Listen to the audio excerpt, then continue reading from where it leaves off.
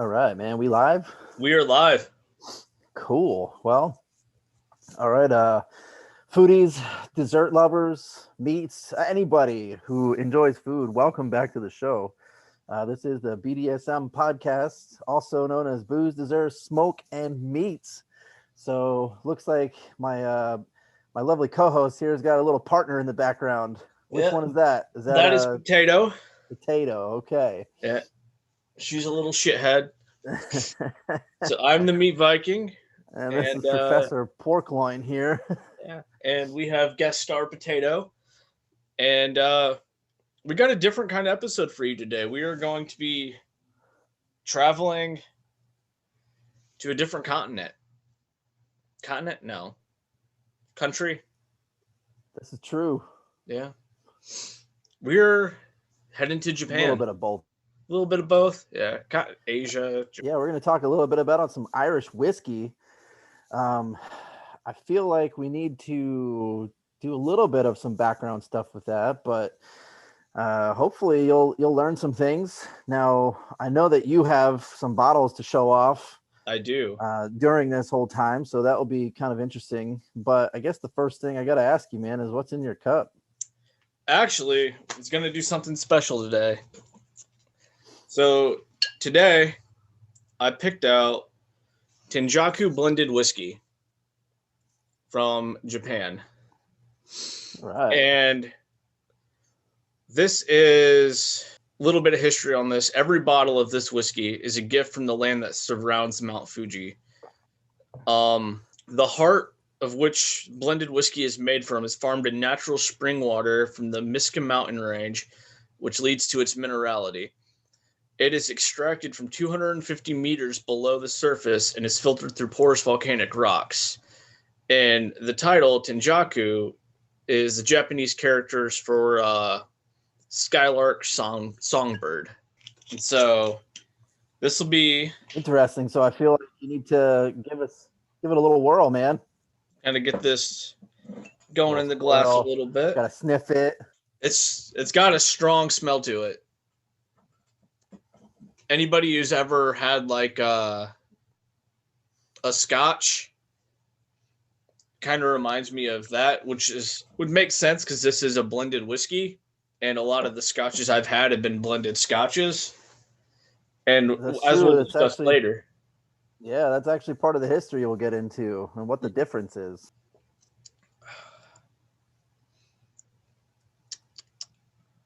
Put a little hair on your chest there, water in your eyes, or what? Look like you're thinking.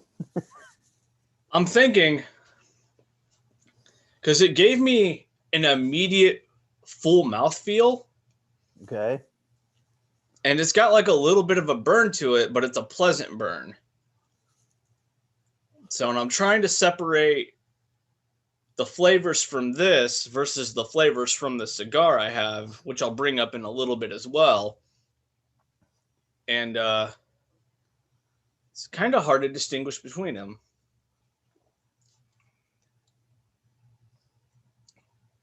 Does have a bit of a burn to it. However, it's not bad. All right. Pretty good. Well, for myself, I've got the old faithful because I did not go out and get any whiskey. So rum and Coke is in my cup. What is? So it's the old rum and Coke. Yeah. So with good old faithful for me. With the bottle of Tenjaku that I opened today, I actually made an old fashioned. Which is, I just took some orange bitters and some sugar, mixed that up really good, and then added this. So we're going to see how this tastes.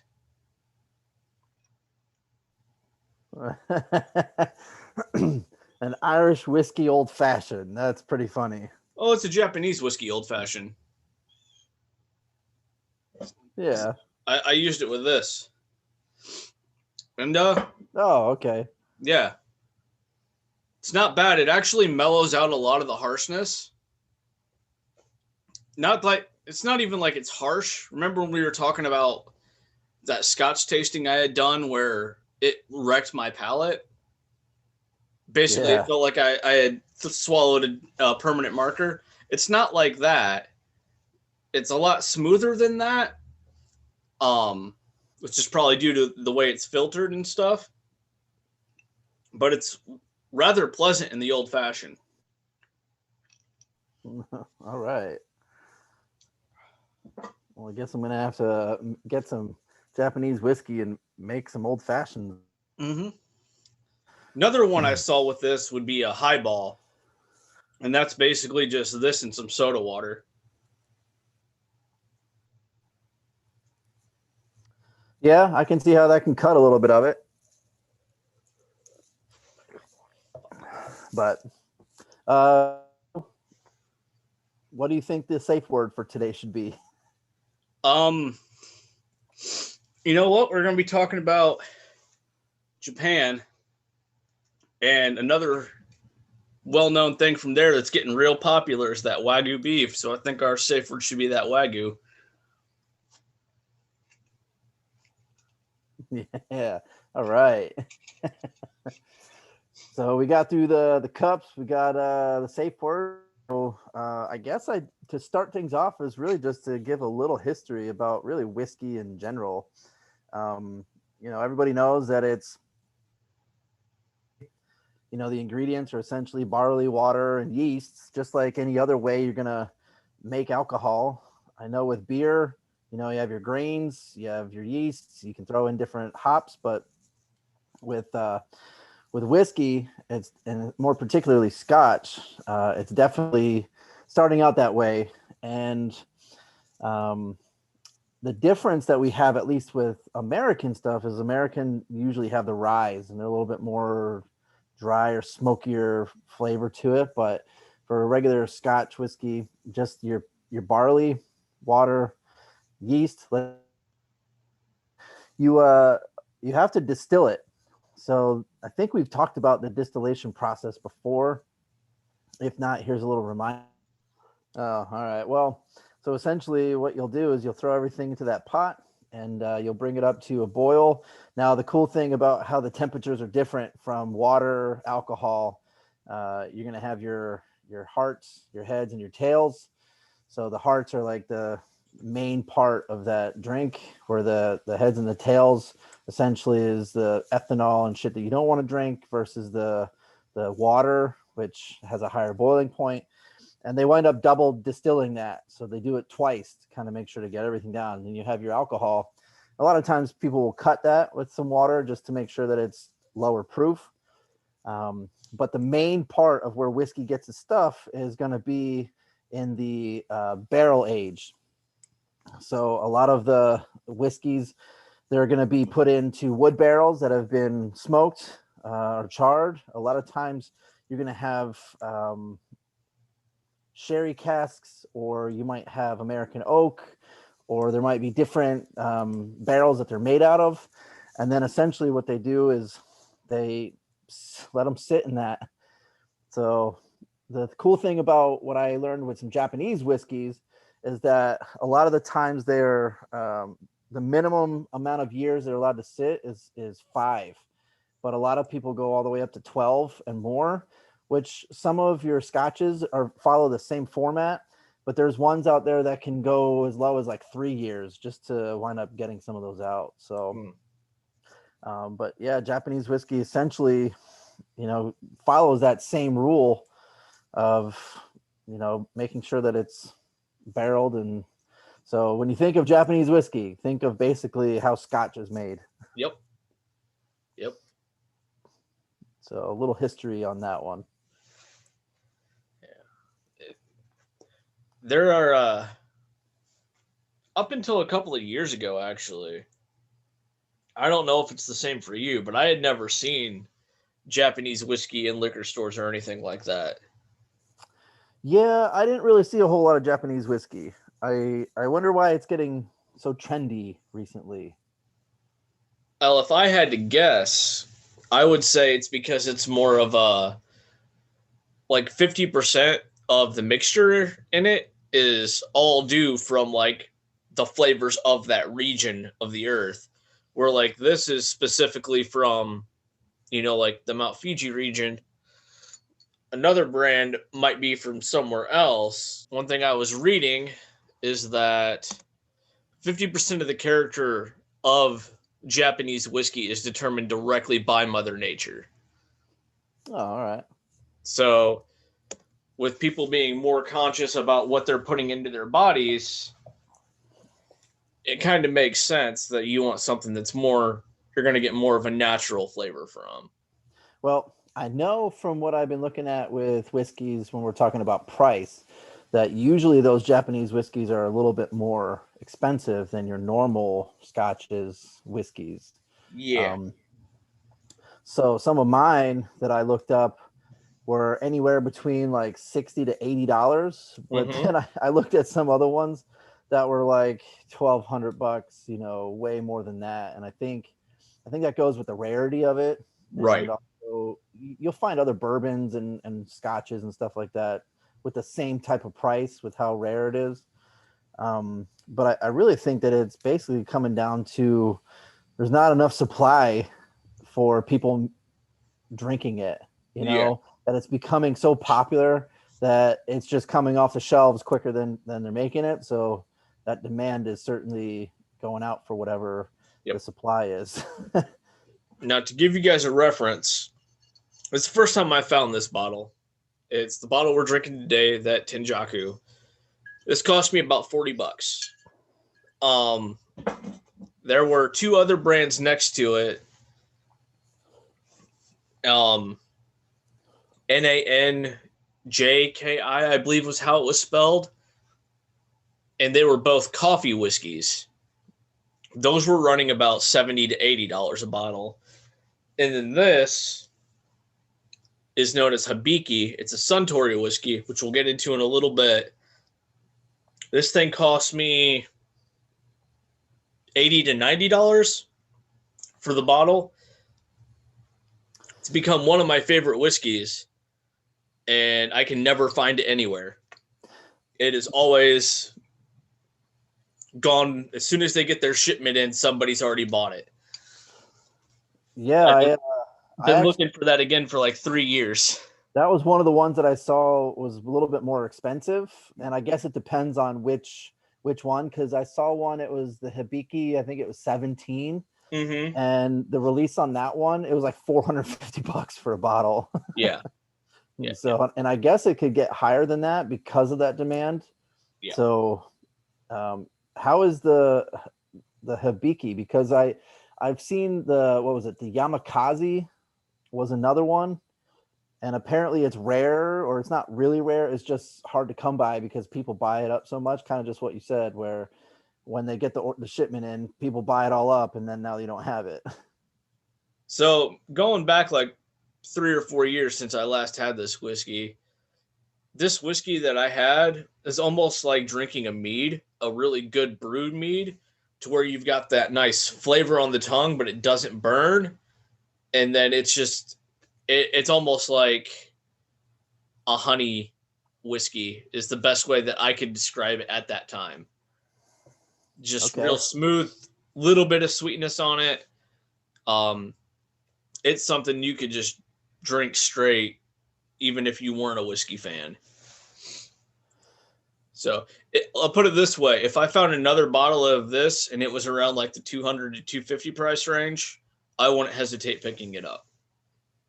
Okay. Yeah, I like it that much.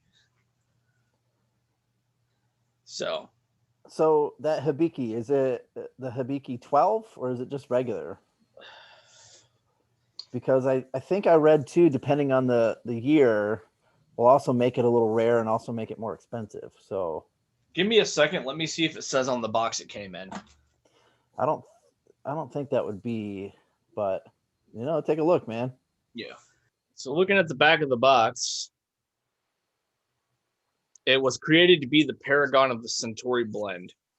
The name Hibiki literally means Renaissance in Japanese and reflects the Suntory corporate philosophy to live in harmony with people and nature. Hibiki celebrates Japanese nature in the subtleties found in the 24 seasons of the traditional calendar, reflected in the 24 facets of this bottle design.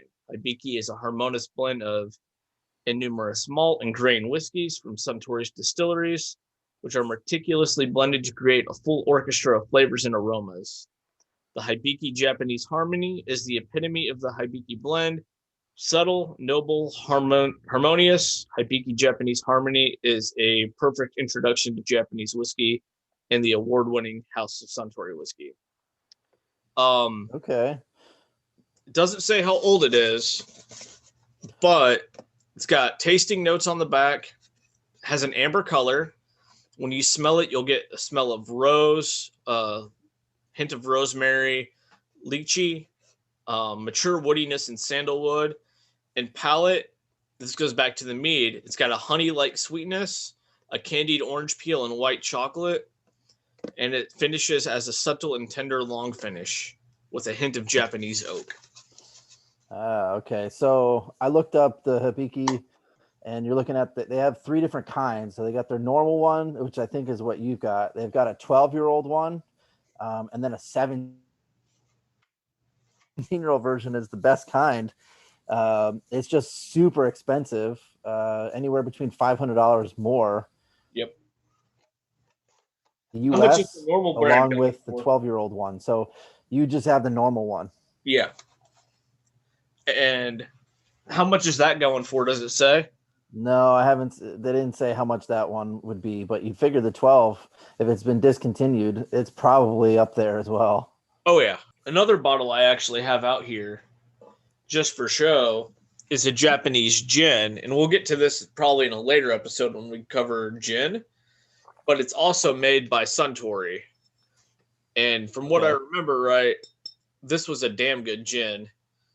And they had 6 different flavors than what you would normally get in your normal gin. So, but we can save this for another day. Yeah, I guess we can get on that one when it's a little bit more of that gin side. We can kind of talk, because I mean, I feel like gin is more of the European stuff, you know. Yeah. And if you look at the history of that one, you can definitely see that when they raised prices of beer, basically gin wound up becoming the cheapest thing. Mm-hmm. So, but so consuming it, I feel like the best way to drink it is probably neat. Probably just have it straight up, you know. But I know for myself, whenever I drink scotches, I usually like to have 1 ice cube in mine just to keep it cold. And sometimes the water, for me, at least cuts it just enough that I feel like it enhances that flavor. So I think you can drink the same way. I think you can treat this basically like a scotch, and either drink it neat or drink it with, you know, an ice cube. Which is essentially what I did. I've got, you know, an ice ball in here. Yeah. And then I just added half a teaspoon of sugar and 2 dashes of orange bitters. So, okay. And apparently it's also pretty popular to be drunk like a hot toddy. I would not have guessed that. So you might want to give that a shot out because it's probably still a little chilly up where you're at. Then get yourself some hot water and then basically mix yourself a little hot toddy.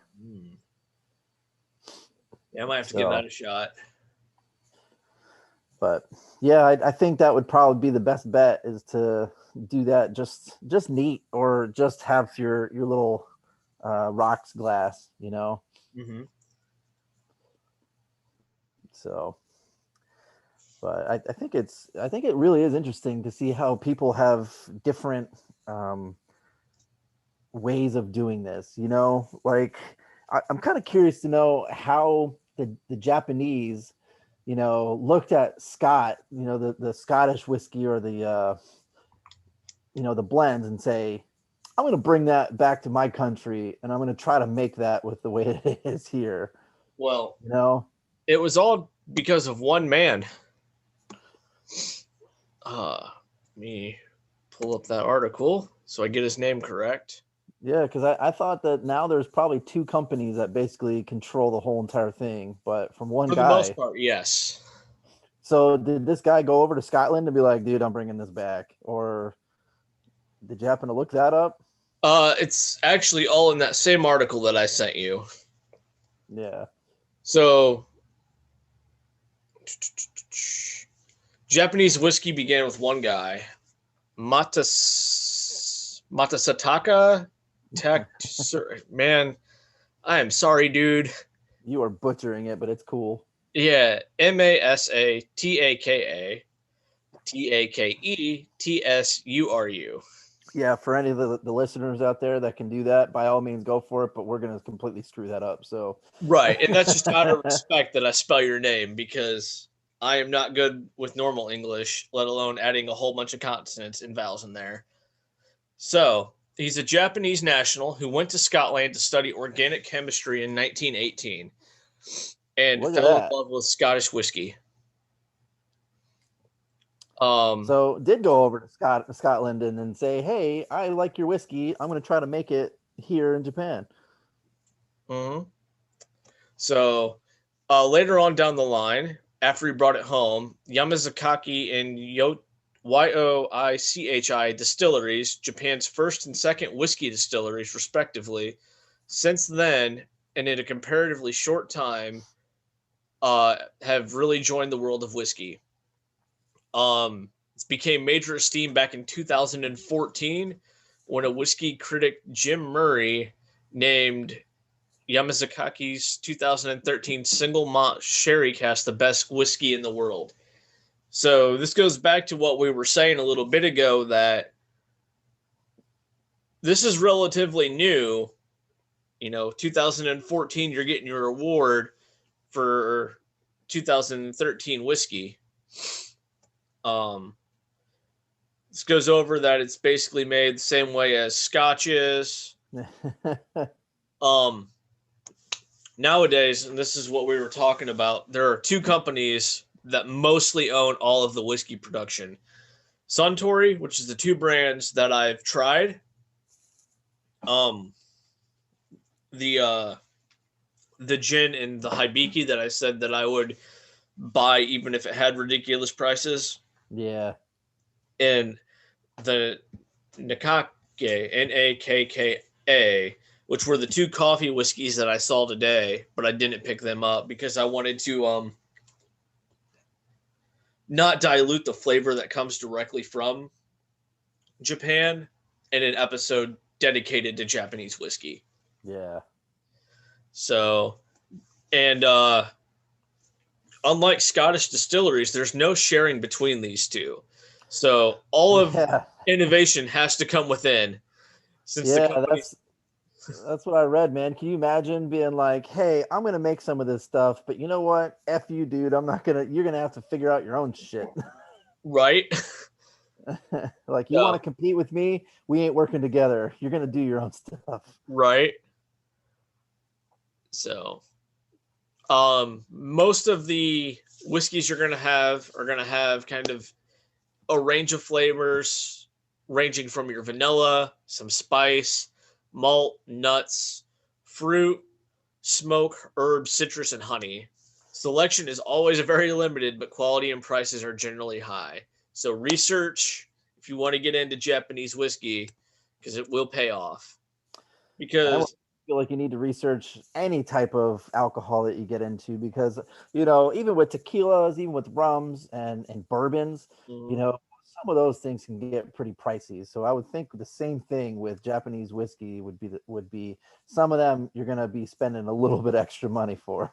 right, and the Tenjaku whiskey that I have today is, I looked it up, and it's supposed to have like a fruity aftertaste. Um, and I'm getting more of a smoky taste, which is one of the other flavors that are in here, but that's what's predominantly sticking on my palate. So just because it says something, your palate might be different than what it's meant to be. I also read too that Japan is pretty similar depending on the latitude where Scotland is. So that's why it's pretty easy to make and follow the processes that the Scottish whiskey did. So Japan kind of has that same climate, so it makes it a lot easier for them to do the same too. So, and I think that's where they won a lot of their awards when it was first coming out onto the market. I think because they basically followed the same rules that the whiskey over in Scotland, the double distillation and stuff like that. That's the reason why it's becoming so popular and then it's really good because they learned from people that have been doing it for a long ass time. Right. you know from what you said earlier, you think about that guy went over to Scotland when in like 1916 or something. 1918, I believe. Yeah, 1918. So I think some of the distilleries in Japan were obviously doing stuff before that, but they didn't bring whiskey back until 20s, right? Yeah. Early 1900s, and then it's finally getting the acclaim as it's going through the 80s, 90s is when it was like, holy shit, they're doing whiskey too. So Yeah, because like when I think Japanese alcoholic beverages, pre opening my eyes to their whiskey, I would have always thought like a rice wine or a sake or like some Japanese beer. But I will say that their whiskey is definitely something. If you can get your hands on a good bottle, I would recommend trying. Especially if you prefer the Scottish style of whiskey and not like the Irish or American, it'd be more up your alley. yeah. So I guess the Americans were kind of bringing them into that whiskey stuff too. So I feel like um, we kind of introduced some of that, and then they just took it and ran with it. Right. Kind of like the way a lot of Japanese and Asian stuff is anyway. It's like, here's your technology. Here's 1 gigabyte of RAM. We're gonna fit that into a piece of rice, and you're Well, gonna have a it's weird that terabyte. you say that because also a lot of Japanese companies, and you'll see this more in like the video game industry, have a we don't use it because it wasn't made here kind of thing. Yeah, So it's weird that in some industries, particularly like the alcohol industry, is very much an industry where it's like, we're going to take this idea and make it better. But yeah. I feel like that's with a lot of different alcohols anyway. Like Oh, even yeah. with beer, even with scotch, rum. People are like, hey, I can take this recipe and then I could change one little thing, or I can change the way that we do it, and either make it better or find out that it's worse. Yep. I mean, look at cinnamon whiskey. There was Hot Damn, and then there was Fireball, and then there was like Jack Daniel's Tennessee Fire, you know. Yeah, So I I still feel like Japanese whiskey is one of those things where you get into it and you'll wind up just getting into it, and being like, oh, I'm gonna chase that next dragon of, here's one that's going to be $50. Here's one that's going to be $80. Let's see how smooth this is. Oh shit, I just spent $200 on a bottle. I mean, yeah, I'm sure there are people out there like that. Um, and if you are those people, just remember, like, be careful with your money. Just, you know, But from what I'm reading though, I mean, it's still a small share of the market though. yeah, Like over domestically, yeah, Japan is going to be your biggest thing because hey, it's coming from Japan. But if you go to the States, go to Europe and things like that, it's still a small fraction, like 5 or 8% of the entire whiskey market. oh yeah, Because I feel like at least in the US, your Jack Daniels is your Tennessee whiskey. You have tons of whiskeys that are made, and then plenty over them in Europe too. So they've been doing it for a lot longer. right. So, but I feel that because the quality of Japanese whiskey is so good, that's what makes it the reason why it's such a demand. Like, I'm not knocking on Jack Daniels, but I feel like Jack Daniels is not the best quality whiskey. Well, You get a fifth for like $18, you yeah, know, and you can mix that with just about anything. Whereas, you know, if you're going to spend $50 on a bottle of Japanese whiskey or more, you know, let's just say, you know, Blue Label. Yeah. You know, that's 200 something dollars a bottle. You ain't mixing that. You're basically drinking that small amounts, enjoying the flavor, you know. Yep. So I think with the Japanese whiskey, that's and other ones too, but I think that's the reason why it's such a popular thing, because it tastes good, it's got a nice flavor, and you're going to be drinking that slowly. You're not going to be doing shooters with it. exactly. Exactly. So Got another cat. oh, is cheese there? No, this one was Olivia. Okay. Yeah. She's just being goofy. But So you've said you've never had Japanese whiskey. I have not had Japanese whiskey. No. You've had sake before, though, right? Oh yeah, I definitely had sake before. Okay. So I was fairly certain that you and I had gotten sushi a few times and had sake. Yeah, and then you know, I've had Korean liquors before, just haven't had any Japanese whiskey. Oh, yeah. So, but I'll get there. That's on the bucket list, I guess. Yep. Yeah. So, for a while there, I've been doing a lot of bourbons because I was going to some bourbon, you know, tastings and whatnot. So, just moved my way around. Off topic here, but have you ever had Eagle Rare bourbon? And I have not. That's a good ass bourbon. It's only like $30 a bottle too. That's not bad. Nah. Well, cool. So, anything else with Japanese whiskey? If you're a whiskey drinker, I would recommend giving it a shot. So, about all I got. All right. Well, I feel like that kind of wraps up Japanese whiskey. Mm-hmm. You know, I guess we can stay tuned to see what the next booze we'll talk about. Maybe we'll get into the gin. Maybe we'll do the rum. I don't know. I know way more about rum and tequila than I do about the others. So that might be a little bit longer of an episode. We have special guest cheese. There's cheese. Yep. She's So, like, hey, Dad, like, I know you're doing stuff out here, but you know, you've got the fire going and it's nice and warm, so we're gonna sit next to you. yeah. So say goodbye to all the people, cheese. Well, I guess Professor Porkloin here is signing off, and my co-hosts, The Meat Viking, signing off as well. with Enjoy yourself cheese. some whiskey. Yeah, enjoy some whiskey.